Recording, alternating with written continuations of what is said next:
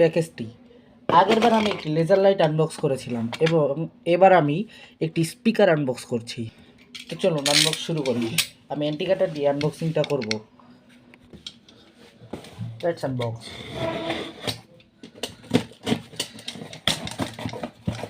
এত ভদ্রভাবে কেউ আনবক্স করে?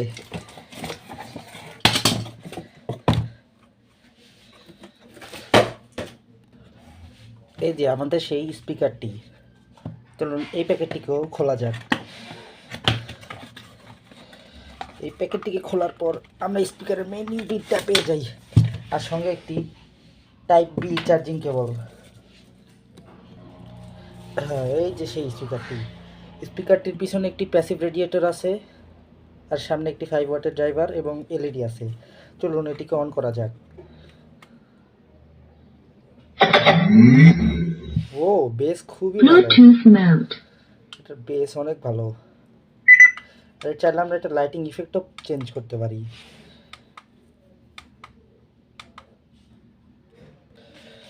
এটার মধ্যে একটি টিএফ কার্ড দিয়ে আমি টেস্ট করব।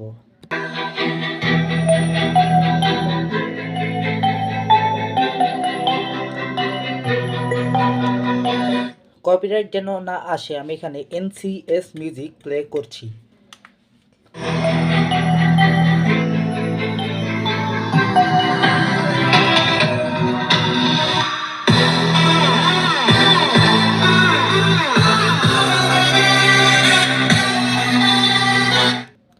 তো আপনারা দেখলেন এটি সাউন্ড কোয়ালিটি।